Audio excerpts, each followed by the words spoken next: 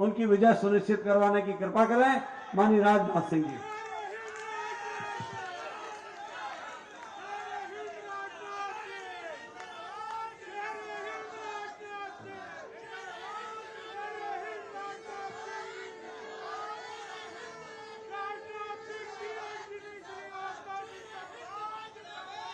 भारत सरकार में मंत्रिमंडल में मेरे सहयोगी, मेरे मित्र श्रीमान रामदास जी अठावले और आपके उत्तर प्रदेश के बहुत ही तेज तर्रार नेता और प्रदेश के उप मुख्यमंत्री डॉक्टर दिनेश जी शर्मा, महानगर के अध्यक्ष श्री मुकेश शर्मा और यहां की महापौर श्रीमती संयुक्ता जी भाटिया, अतुल जी दीक्षित, दिवाकर शेठ, श्री शरद जी वाजपेयी, श्री त्रिलोक जी अधिकारी, श्री पुरुषोत्तम पुरी, श्री आशीष शर्मा, श्री अरविंद शर्मा, श्री शिवपाल सांवरिया पार्षद, श्री राजेश मालवी पार्षद, श्री राजीव के त्रिपाठी पार्षद, श्रीमती रेखा सिंह पार्षद, श्री कपिल सोनी पूर्व मुख्य सचेतक, श्री शरद जी वाजपेयी बहुत ही हमारे पुराने और सुलझे हुए यह कार्यकर्ता हैं, श्री पुरुषोत्तम पुरी और दिवाकर जी शेठ, कपिल जी सोनी, अरविंद मिश्रा, अजय सोनी, वीरेंद्र सिंह, महेंद्र राजपूत, सभी हमारे मंडल अध्यक्ष, श्रीमती जया शुक्ला, डॉक्टर यूएन पांडे, शिवपाल सांवरिया पार्षद और श्री संतोष राय, शिवपाल सांवरिया का नाम लिया तो भाई, श्री विजय कुमार भुर्जी पार्षद, गुड्डू यादव पार्षद, अनुराग मिश्र अन्नू पार्षद, श्री राजेश मालवी पार्षद, श्रीमती रेखा सिंह पार्षद, श्री नागेंद्र सिंह पूर्व पार्षद, श्री राजीव के त्रिपाठी, त्रिलोक अधिकारी और साधना वर्मा और यहां मौजूद मेरे सभी सम्मानित बहनों एवं भाइयों। आप शांत हैं, चुप हैं?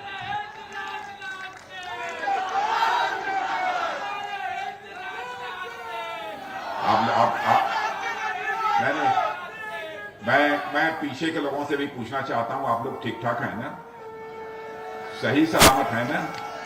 कोई दिक्कत तो नहीं है? कोई परेशानी तो नहीं है? आपके सांसद ने कुछ काम धाम किया हुआ है कि नहीं किया है? मैंने किया है कि नहीं किया है?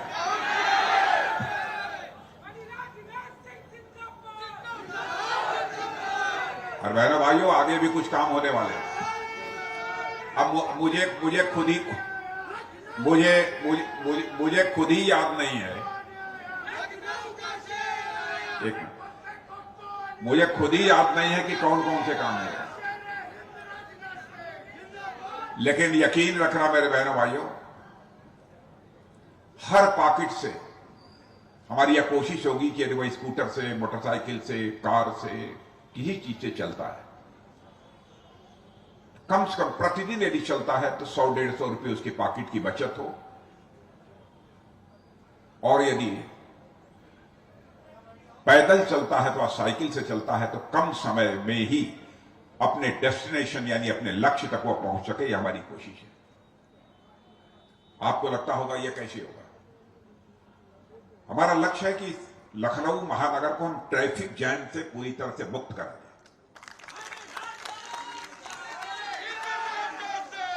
आज भी आप महसूस करते होंगे कि कुछ स्थान ऐसे हैं, कुछ स्थान अभी शेष हैं, कि आप पहले जाते रहे होंगे तो एक स्थान से दूसरे स्थान जाने में आपको यहां पर आधे घंटे, 35 मिनट, 40 मिनट लगते रहे होंगे।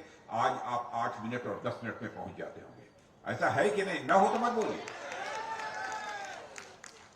लेकिन जब लखनऊ के चारों ओर जो 104 किलोमीटर की रिंग रोड 8 लेन की बन रही है, हिंदुस्तान के किसी कोने से कोई आ रहा होगा, जिस रोड से आएगा, जिस मोहल्ले में जाना होगा, उसी मोहल्ले में जाकर वो घुसेगा।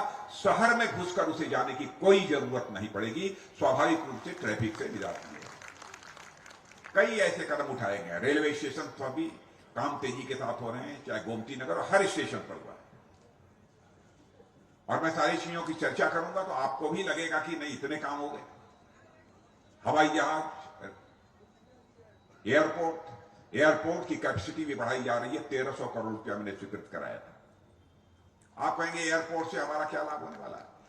बहनों भाइयों, जब ट्रैफिक का आना जाना शुरू होता है, बाहर से लोगों के आने जाने की संख्या बढ़ती है, दुकानदार का भी लाभ होता है, काम करने वाले का लाभ होता है, सबको डायरेक्टली, सीधे अथवा परोक्ष रूप से उसका लाभ मिलता है।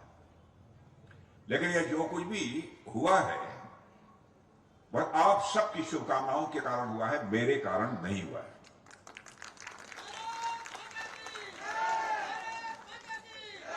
जो कुछ भी हुआ है उसे मैं आपको ही समर्पित करता हूं, अपने पूरी लखनऊ की जनता को समर्पित करता हूं।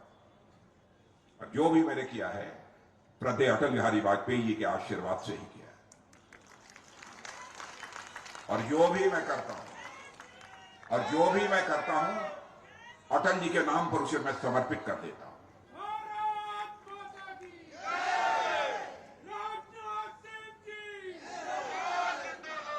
और मेरे बहनों भाइयों, आज मैं आया हूं अंजनी कुमार श्रीवास्तव के। बहनों भाइयों, अंजनी कुमार श्रीवास्तव, मैं जानता हूं कि बहुत लोग नहीं जानते रहे होंगे अंजनी कुमार श्रीवास्तव है धरातल पर काम करने वाला कार्यकर्ता। यह कोई नहीं कह सकता कि शिखर पर बैठने वालों पर ही नेताओं की नजर रहती है। नेताओं की नजर रहती है तो धरातल पर काम करने वाले, गलियों में काम करने वाले कार्यकर्ताओं पर ही नजर रहती है।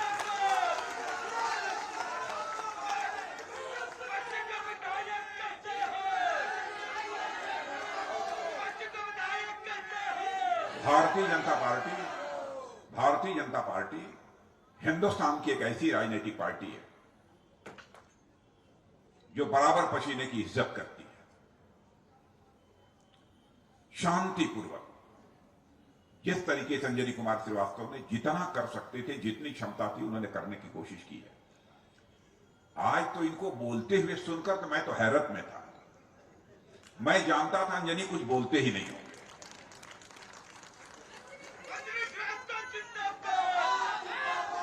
लेकिन आज अंजनी कुमार को बोलते हुए मैंने सुना तो मेरा तो भरोसा पक्का हो गया कि अब आपकी समस्याओं को विधानसभा में भी प्रभावी आवाज देने का काम अंजनी कुमार श्रीवास्तव कर सकते हैं।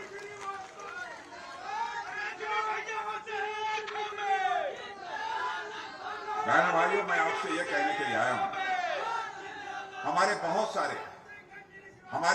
सारे लोगों ने, बहुत सारे हमारे कार्यकर्ताओं, स्वाभाविक है कार्यकर्ता काम कर रहे हैं, टिकट चाहेंगे, चाहना भी चाहिए, कोई ये बुरा नहीं है। लेकिन मैं देख रहा हूं सब लगे हैं, यहां तो दीक्षित लगे हैं, यहां संतोष श्रीवास्तव को मैं देख रहा हूं, और कौन है, और कोई नहीं मांगा था। अच्छा, विजय भुर्जी, ये सब देखिए, चेहरा देखिए, मुस्कुरा रहे हैं।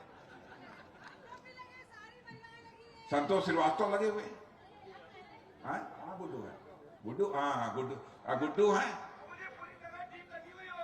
नहीं, ये देखिए, यह चरित्र यदि देखने को कहीं किसी पार्टी में मिल सकता है तो केवल और केवल भारतीय जनता पार्टी में मिल सकता है बहनों भाइयों, और दूसरी राजनीतिक पार्टी में नहीं मिल सकता।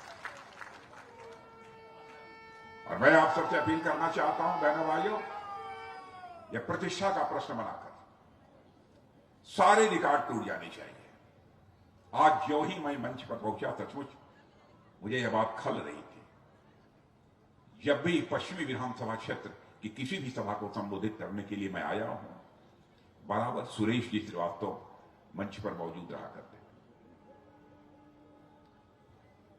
लेकिन विधि के विधान को कोई टाल नहीं सकता। आज वो हमारे बीच नहीं है। आते ही, कदम रखते ही मेरे दिल को यह बात छू गई। और मैं मानता हूं कि अंजनी कुमार श्रीवास्तव जैसे साधारण कार्यकर्ता को यदि विजय दिलाते हैं तो हमारे सुरेश श्रीवास्तव जी के प्रति भी यह सच्ची श्रद्धांजलि होगी।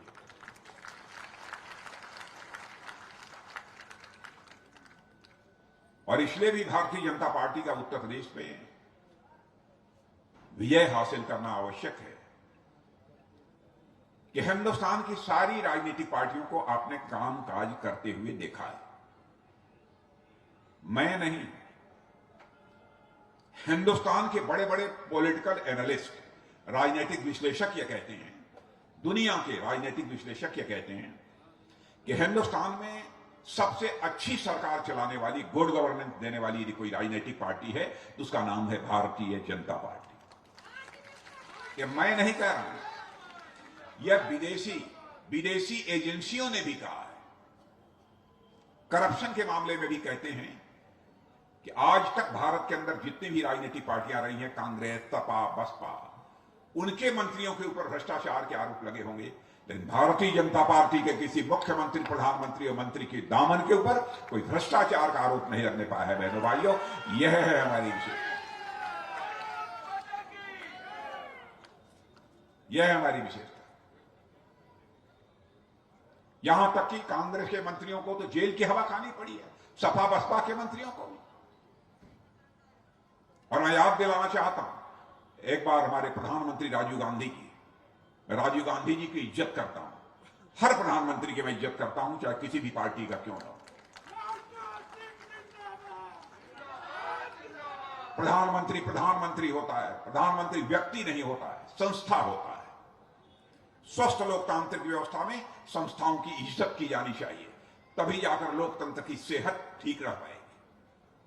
लेकिन राजीव गांधी जी ने भी चिंता व्यक्त की थी, क्या करें, मैं 100 पैसा ऊपर से भेजता हूं, नीचे पहुंचते पहुंचते बामुश्किल 15 पैसा लोगों की जेब तक पहुंच पाता है। लेकिन हमारे प्रधानमंत्री नरेंद्र भाई मोदी ने, बहनों भाइयों, इस चुनौती को स्वीकार किया और मैं डंके की चोट पर कह सकता हूं, आज 100 पैसा यदि दिल्ली से चलता है तो 100 का 100 पैसा लोगों की जेब में पहुंचता है। इस तरीके से भ्रष्टाचार को पर अंकुश लगाने में हम लोगों ने कामयाबी हासिल की। भ्रष्टाचार पर अंकुश केवल भाषण देकर नहीं लगाया जा सकता। भ्रष्टाचार पर यह अंकुश लगाना है, व्यवस्था में परिवर्तन करना होगा, सिस्टम में बदलाव लाना होगा, तभी जाकर भ्रष्टाचार पर अंकुश लगाया जा सकता है। और हमारी सरकार ने काफी हद तक किया। मैं यह दावा नहीं करना चाहता कि नीचे तक भ्रष्टाचार समाप्त हो गया। मैं आपकी आंखों में धूल झोंककर कभी भी आपका समर्थन नहीं हासिल करना चाहता, लेकिन हम लोगों का प्रयत्न है व्यवस्थाओं में, सिस्टम में ऐसा बदलाव ला दो ताकि भ्रष्टाचार करने की गुंजाइश ही समाप्त हो जाए। डिजिटाइजेशन का सिलसिला हम लोगों ने प्रारंभ किया, मोबाइल से पेमेंट का सिलसिला प्रारंभ किया। यह सब सारे कदम किस लिए? कि भ्रष्टाचार पर अंकुश लग सके। और बहनों भाइयों, कोरोना जैसी महामारी सारा विश्व प्रभावित था, लेकिन आपको नाराज होना चाहिए, हमारे प्रधानमंत्री ने जिस तरीके से कोरोना पर काबू पाने के लिए प्रभावी कदम उठाए हैं और काफी हद तक उस पर काबू पाने में कामयाबी भी हासिल की है, उसकी प्रशंसा केवल भारत में ही नहीं हो रही है, सारी दुनिया में हो रही है मेरे बहनों भाई। और मैं आपको याद दिलाना चाहता हूं, जिस समय कोरोना शुरू हुआ था उस समय वैक्सीन या टीका, जो आपको लगता है वैक्सीन, भारत में नहीं बनती थी। विदेशों से कहां से मंगवाया जाए वैक्सीन, इसको लेकर हम सब सारे लोग चिंतित थे। लेकिन आज 9 महीने के अंदर ही हालात बदल गए बहनों भाइयों। मैं दावे के साथ कहता हूं कि भारत में रहने वाले लोगों को जितना टीका लगा है, जितना वैक्सीन लगा है, दुनिया में किसी देश के रहने वाले लोगों को नहीं।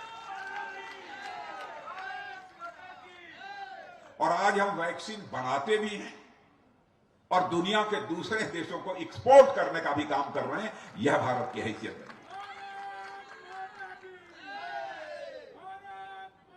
भारत तेजी के साथ आगे बढ़ रहा है, तेजी के साथ भारत आगे बढ़ रहा है। पहले भारत अंतर्राष्ट्रीय मंचों पर कुछ बोलता था तो दुनिया गंभीरतापूर्वक हमारी बातों को सुनती नहीं थी। भारत कमजोर है, बोलने दो, क्या जरूरत है सुनने की। लेकिन आज अंतर्राष्ट्रीय मंचों पर भारत कुछ बोलता है तो सारी दुनिया कान खोलकर सुनती है कि भारत बोल क्या रहा है। यह भारत की हैसियत बनी। लोगों ने मान लिया है कि भारत अब पहले जैसा भारत नहीं है। भारत अब ताकतवर भारत बन गया है। इसके पहले मैं भारत का गृह मंत्री था। कश्मीर की उरी और पुलवामा की घटना से आप अच्छी तरह परिचित होंगे। पाकिस्तान से आतंकवादियों ने आकर उरी और पुलवामा में हमारे पैरामिलिट्री फोर्सेस के जवानों के ऊपर कायराना हमला कर दिया। हमारे फोर्स के कई जवान शहीद हुए थे। मैंने स्वयं कंधा लगाया था अपने शहीद जवानों को, आपने देखा होगा। उसके बाद हमारे प्रधानमंत्री जी ने हम 2-3 लोगों के साथ बैठकर 10 मिनट के अंदर फैसला कर दिया। उसके बाद हमारे बहादुर सेना के जवानों ने पाकिस्तान की धरती पर जाकर सर्जिकल स्ट्राइक, एयर स्ट्राइक करके आतंकवादी ठिकानों का सफाया कर दिया।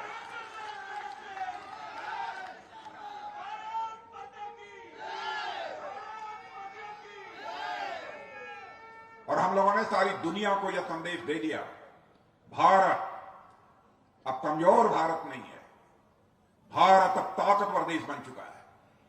भारत की तरफ जो आंख दिखाने की कोशिश करेगा तो हम उसे इस पार भी मार सकते हैं और जरूरत पड़ी तो उस पार भी जाकर मार सकते हैं। यह भारत की ताकत।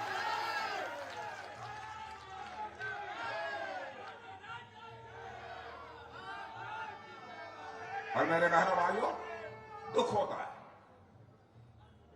जब कांग्रेस के वरिष्ठ नेता संसद में खड़े होकर राहुल जी कहते हैं लद्दाख के गलवान घाटी में भारत और चीन के सेना के जवानों के बीच जो संघर्ष हुआ था उसमें चीन के 2-4 मारे गए और भारत के बड़ी संख्या में सेना के जवान मारे गए। हमारे सेना के जवानों के शौर्य, पराक्रम और साहस में ये लोग सवालिया निशान लगाने की जरूरत करते हैं। सुरक्षा बल, सेना के जवान किस तरीके से अपनी जिम्मेदारियों का निर्वाह करते हैं, शहीद होते हैं, और लोग उनकी बहादुरी पर सवालिया निशान लगाते हैं। और जिस दिन संसद में उन्होंने यह बात बोली थी राहुल जी ने, उसके एक दिन आगे पीछे ही ऑस्ट्रेलिया के एक अखबार जिसका नाम क्लेक्सान है, वेबसाइट पर देख लेना, क्लेक्सान KLEXON, उस पर एक खोजी पत्रकार ने पूरी जानकारी हासिल करने के बाद लिखा है कि भारत के जवानों ने बहादुरी का परिचय दिया था। भारत और चीन के सेना के जवानों के बीच जो संघर्ष हुआ था उसमें भारत से अधिक चीन के सेना के जवान मारे गए थे। 38 से लेकर 50, 38 से लेकर 50 जवान मारे गए। मैं विपक्षी दल के नेताओं से कहना चाहता हूं, सरकार बनाने के लिए आप राजनीति करिए, लेकिन इस सच्चाई को भी समझते रहिए कि राजनीति केवल सरकार बनाने के लिए नहीं की जाती है। राजनीति यदि की जाती है तो देश बनाने के लिए राजनीति की जाती है, समाज बनाने के लिए राजनीति की जाती है। क्या कर रहे हैं आप? बहनों भाइयों, भारत का इतिहास रहा है कि हम लोगों ने दुनिया के किसी देश पर कभी आक्रमण नहीं किया है। दुनिया के किसी देश के 1 इंच जमीन पर हमने कभी कब्जा नहीं किया और पूरे विश्व को हमने अपना परिवार माना। मैं आप लोगों से भी अनुरोध करना चाहता हूं, चुनाव ही हमारे लिए सब कुछ नहीं है। जाति, पंथ, मजहब, हिंदू मुसलमान की राजनीति नहीं होनी चाहिए। मैं डंके की चोट पर मैं बोलता हूं। मेरी बात कुछ लोगों को अटपटी लग सकती है। राजनीति इंसाफ और इंसानियत की होनी चाहिए।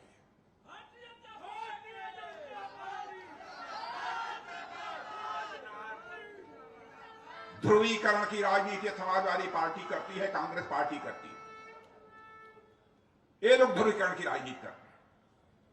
और मैं लखनऊ की बात नहीं, मैं सारे देश की बात कर रहा हूं। आप मत पड़ो इस चक्कर में। आपके मुंह से नहीं निकलना चाहिए। अपने ऋषियों मनीषियों को याद करो। दुनिया का अकेला देश है भारत, जहां के ऋषियों और मनीषियों ने भारत की सीमा में रहने वाले लोगों को ही अपने परिवार का सदस्य नहीं माना है, बल्कि पूरे विश्व की धरा पर रहने वाले लोगों को अपने परिवार का सदस्य मानते हुए वसुधैव कुटुंबकम का संदेश सारे विश्व को दुनिया के किसी देश की धरती से गया है तो भारत देश की धरती से गया। ऐसा देश है, नाग पंचमी के दिन जहरीले सांप को भी गाय का शुद्ध दूध पिलाकर उसके भी दीर्घजीवी होने की कामना करता है।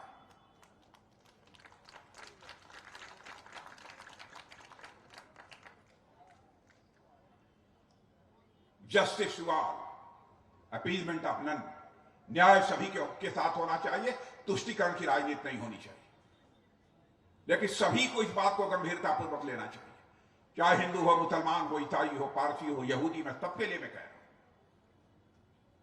कोई एक पक्ष करेगा, इसकी प्रतिक्रिया होगी, बचिए। देश रहेगा तो हम राजनीति करते रहेंगे, देश नहीं टूटना चाहिए।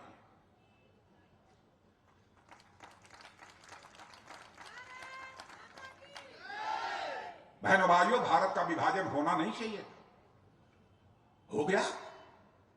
किन परिस्थितियों में हो गया मुझे बतलाने की जरूरत नहीं, लेकिन दुखद था। लड़ भिड़कर फिर समाधान निकलता कुछ ना कुछ। भारत के अंदर वह कुव्वत है, भारत के अंदर वह ताकत है।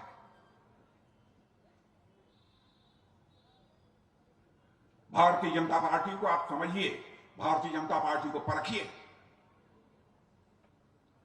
केवल सरकार बनाना हमारा लक्ष्य नहीं है। सरकारें आती जाती रहती हैं। हमारे प्रधानमंत्री ने जो सुविधाएं मुहैया कराई हैं, उन्होंने यह नहीं देखा है कौन किस धर्म का है, कौन किस जाति का है, हिंदू होगा, मुसलमान होगा, ईसाई होगा। यदि किसान है तो उसके खाते में सबके 6,000 रुपया प्रतिवर्ष पहुंचता है। मुफ्त राशन यदि मिल रहा है, यह नहीं देखा कौन हिंदू है, कौन मुसलमान है, कौन ईसाई है। समाजवादी पार्टी के लोग सोचो, कहां ले जा रहे हो आप? कांग्रेस के लोग आप भी सोचो, क्या कर रहे हो देश के साथ? सेना के जवानों का मनोबल तोड़ते हो, जाति पंथ मजहब की बात करते हो, आरोप उल्टा हमारे ऊपर लगाते हो। अब राम मंदिर यदि हम बनाते हैं उसके लिए आरोप लगेगा। क्या यह सच नहीं है? अयोध्या की धरती पर विदेशी आक्रमणकारी बाबर ने आकर उस मंदिर को तोड़ा था। यदि तोड़ा था तो हम इसकी चिंता नहीं करेंगे, डंके की चोट पर हम राम का मंदिर बनाएंगे। बनाया हम।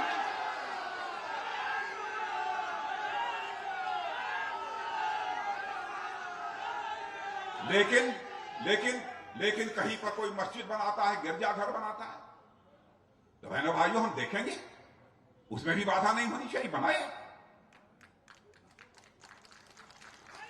अब हर चीज को राजनीतिक नजरिए से देखा जाएगा, क्या होगा देश का? मेरे बहनों भाइयों, पढ़े लिखे आप लोग हैं, बहुत गंभीरतापूर्वक चीजों पर विचार करिए। और मैं आप सबसे बहुत हाथ जोड़कर अपील करता हूं, चाहे हिंदू होगा, मुसलमान होगा, ईसाई होगा, मैं सभी लोगों से कहना चाहता हूं, अरे कुछ लोग तो समझदार हैं, निकलिए, बनाइए झुंड का झुंड। पश्चिमी उत्तर प्रदेश, पश्चिमी विधानसभा में एक रिकॉर्ड कायम कर दीजिए मेरे बहनों भाइयों, हम तो आपसे यह अपेक्षा करते हैं।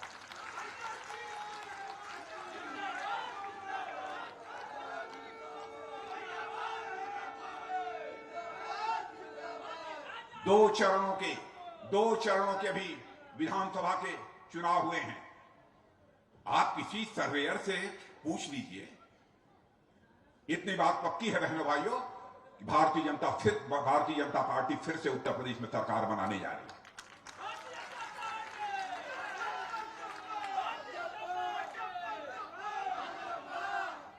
बहनों भाइयों, सोच समझकर फैसला करिए, मैं आप लोगों से अपील करना चाहता हूं। अब हम लोग कहते हैं डंके की चोट पर सरकार बनेगी, समाजवादी पार्टी कहती है दंगे की चोट पर सरकार बनेगी। अरे क्या कारण है? क्या कारण है कि आपके ही शासनकाल में दंगे होते हैं, हमारे शासनकाल में दंगे नहीं होते? क्या कारण है? इस पर भी विचार करना पड़ेगा समाजवादी पार्टी। हम इंसाफ करते हैं, इसलिए दंगे नहीं होते। और आप ध्रुवीकरण की राजनीति करते हैं, पोलराइजेशन की राजनीति करते हैं, अपने को समाजवादी कहते हैं। बहनों भाइयों, इस समाजवादी पार्टी को समाजवाद छू तक नहीं गया, छुआ तक नहीं है समाजवाद। समाजवादी वह होता है जो भय और भूख से लोगों को आजादी दिलाई है। इनकी सरकार रही है, इनसे पूछिए कितने गरीबों को भय और भूख से आजादी दिलाई है। मैं तो कहना चाहता हूं, सचमुच यदि कोई समाजवादी है तो हमारे प्रधानमंत्री नरेंद्र मोदी समाजवादी हैं। 80 करोड़ लोगों को महीने में 2 बार मुफ्त राशन दुनिया के किसी देश में नहीं मिलेगा। हर घर में नल और नल में जल, यह पहुंचने का सिलसिला तेजी से प्रारंभ हुआ है। हिंदुस्तान में पहाड़ में भी एक घर नहीं बचेगा जहां पर उसके गरीब से गरीब व्यक्ति के घर में नल न पहुंच जाए और नल से जल न निकल जाए।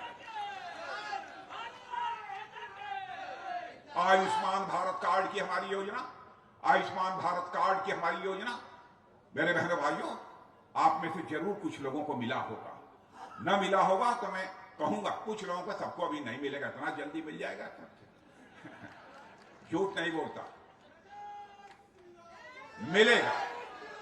लेकिन आप या अंजनी कुमार विधायक होने के बाद और पूरी टीम यह देखे, जो भी हमारे ऐसे गरीब हैं उन सब सारे लोगों को पहले या आयुष्मान भारत का कार्ड मिल जाए, पहले गरीबों को मिलना चाहिए। और इसलिए मिलना चाहिए, इसलिए मैं क्यों, जिन लोगों को लगभग बहुत 10 करोड़ लोगों को देश में मिल चुका है, 10 करोड़ लोग, आप इस फिगर का पता लगा लेना। प्रेस के दोस्तों से भी कहूंगा, मेरी कोई फिगर गलत हो अथवा हमने कुछ गलत बोला हो तो आप अखबारों में लिख दीजिएगा कि राजनाथ सिंह ने गलत बोला। और यह मैं बात इसलिए कह रहा हूं, हमने जिंदगी में राजनीति की है तो जनता की आंखों में धूल झोंक कर राजनीति नहीं की है, जनता की आंखों में आंख डालकर राजनीति की। और आयुष्मान भारत योजना एक ऐसी योजना है कि आपके पास यदि वह कार्ड है, आप दिल्ली या मुंबई कलकत्ता में बीमार पड़ गए तो 5 लाख रुपए तक का मुफ्त इलाज होगा। यह है आयुष्मान भारत योजना। बहनों भाइयों, दुनिया किसी देश में नहीं, दुनिया के किसी देश में ऐसी योजना। इसलिए मैं आप लोगों से अपील करना चाहता हूं कि मेरे बहनों भाइयों, एक भी वोट बचना नहीं चाहिए घर में। और आपसे मैं निवेदन करूंगा कि पवित्र कार्य मानकर आप निकलिए। आप भी 2 दिन का समय दीजिए। मैं आम लोगों से जो राजनीतिक क्षेत्र में काम नहीं करते, ऐसे महानुभावों से मैं अनुरोध करना चाहता हूं, वोट दे देना ही हमारी जिम्मेदारी नहीं है। लोकतंत्र में मतदान तो सबसे बड़ा दान माना ही जाता है, लेकिन अन्य लोगों के अंदर राजनीतिक जागरूकता पैदा करना, किसको वोट देना चाहिए, किसको वोट नहीं देना चाहिए, यह भी तो जिम्मेदारी हम सबकी बनती है। हम इस जिम्मेदारी का निर्वाह करें, मैं आप सब लोगों से ही अपेक्षा करता हूं। और अंजनी कुमार श्रीवास्तव कैसे हैं, क्या है, इसके बारे में मुझे कुछ ज्यादा बतलाने की जरूरत नहीं है। इतना तो सभी स्वीकार करेंगे कि निहायत शरीफ, भले और नेक इंसान है। इसको तो कम से कम सभी स्वीकार करेंगे।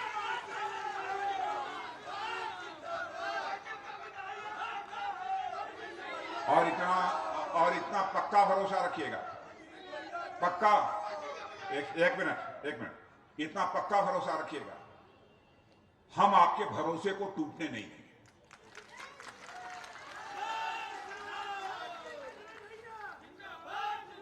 मैं बात यह क्यों कह रहा हूं, आप हमारा 2014 का घोषणा पत्र उठाकर देख लीजिए, इलेक्शन मैनिफेस्टो। 2019 का भी हमारा इलेक्शन मैनिफेस्टो देख लीजिए। ये दोनों इलेक्शन मैनिफेस्टो मेरी देखरेख में बना है, सेंटर का। 2014 में तो मैं स्वयं राष्ट्रीय अध्यक्ष था। 2019 में भी प्रधानमंत्री जी ने कहा कि राजनाथ जी, 2014 का आप ही ने बनवाया था, 2019 का आप ही बनाइए। 2019 का भी मैंने बनाया। बैठकर प्रधानमंत्री से मैं चर्चा करता था, ये बतलाइए ये हो तो जाएगा ना, कहीं गड़बड़ तो नहीं ना। प्रधानमंत्री जी ने बातचीत करके कहा, राजनाथ जी ये हो जाएगा। तो मैंने कहा लिख दें, कहा लिख दीजिए। माने अपने अफसर से बात करते थे कि हम जो लिख रहे हैं कहीं गलत ना हो जाए। दूसरे लोग चिंता नहीं करते, हम जो कहेंगे वो करेंगे। भारत की राजनीति में विश्वसनीयता का संकट हम पैदा नहीं होने देंगे, विश्वसनीयता का संकट पैदा नहीं होगा।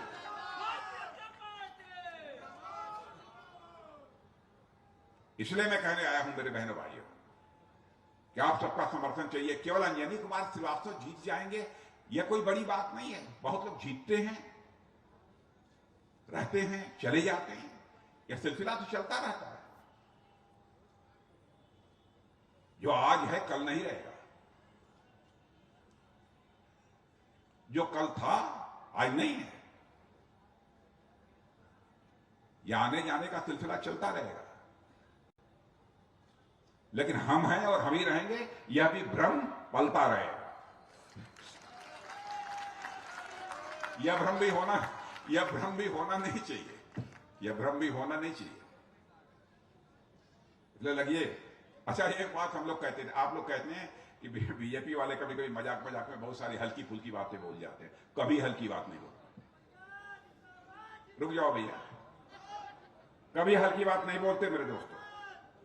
जैसे, ध्यान से सुनिए, जैसे मुझे याद है यहीं की सभा में आकर मैंने यह कहा था, आप भारतीय जनता पार्टी को वोट दीजिए और ध्यान रखिएगा, लक्ष्मी जी घर पर आती हैं तो हाथी पर बैठकर नहीं आती है। मैंने यह भी कहा था, मुझे याद है, लक्ष्मी जी घर में आती हैं तो साइकिल चलाते हुए नहीं आती हैं। मैंने यह भी कहा था, मैंने यह भी कहा था, घर में लक्ष्मी जी आती हैं तो हाथ हिलाते हुए नहीं आती हैं।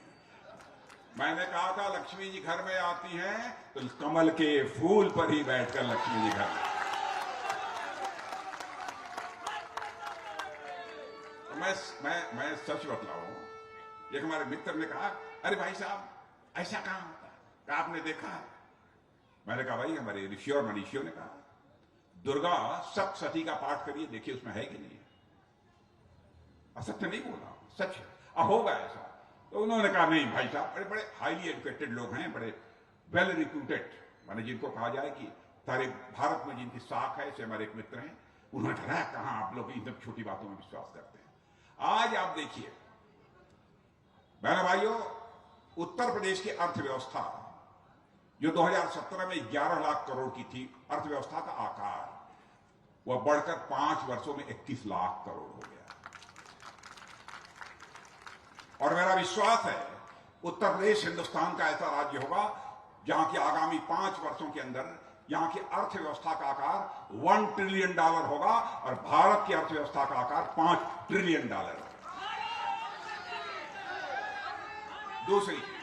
दूसरी मैं दावे के साथ कह सकता हूं कि हिंदुस्तान के 80-85% लोगों के घर सीधा ऊपर से सब्सिडी का या तो प्रधानमंत्री किसान सम्मान निधि, बहुत तरह तरह की चीजें हैं, शौचालय, मकान, एलपीजी गैस सिलेंडर, यह सब मिलाकर देखें तो कहीं ना कहीं से लक्ष्मी किसी न किसी रूप में घर में आई है जरूर। यह मेरी बात गलत है कि सही है? यदि सही हो तो सब लोग हाथ उठा के एक बार ताली बजा दीजिए तो मैं मान लूं। तो ठीक है, मान लिया। तो जो मैंने कहा था वह भी हंसते बोलते जो मैंने कहा था वह भी कोई गलत नहीं कहा था। भारत धनवान भारत बनेगा मेरे दोस्तों, बनेगा, कोई रोक नहीं सकता। इसलिए आप इधर उधर मत देखिए, आप चुपचाप कमल का फूल देखिए, कमल का फूल। तो चले, तो मैं मान कर चलूं कि आप लोग जिता दें, लेकिन पूरी ताकत लगाइए। आप कितने लोग ताकत लगा दो, जरा हाथ उठा के बतला दो पीछे तक। बहुत अच्छा, बहुत बढ़िया। और बहनों भाइयों, मैं उसके बाद आभार व्यक्त करने के लिए फिर से इसी स्थान पर मैं आऊंगा, यहां की जनता के प्रति आभार व्यक्त करने के लिए। और उसके बाद कुछ लोगों को बुलाकर, हर मोहल्ले से प्रमुख लोगों को बुलाकर उनकी समस्याओं को भी एक स्थान पर मैं 3 घंटे, 4 घंटे, 2 घंटे, जितना भी समय लगाना होगा लगाकर मैं सुनूंगा। अभी तक एक मिनट, अभी तक जो समस्याओं की जानकारी हमको मिलती रही है, उस आधार पर पूरे लखनऊ महानगर में मैं जितना कर सकता था उतना करने की कोशिश की है। और मैं आज को जानकारी देना चाहता हूं, लगभग 40,000 या 48,000 करोड़ रुपए से अधिक का इन्वेस्टमेंट लखनऊ में हो चुका है, आज तक का रिकॉर्ड है मेरे। और अब इसी उत्तर प्रदेश की धरती पर आपने देखा होगा कोरोना के दौरान डीआरडीओ हॉस्पिटल लाकर बनवा दिया था, मुफ्त इलाज हुआ। गरीबों के घर ऐसा राशन पहुंचा था कि आप दुकान पर खरीदते होंगे तो ऐसा राशन नहीं मिलता।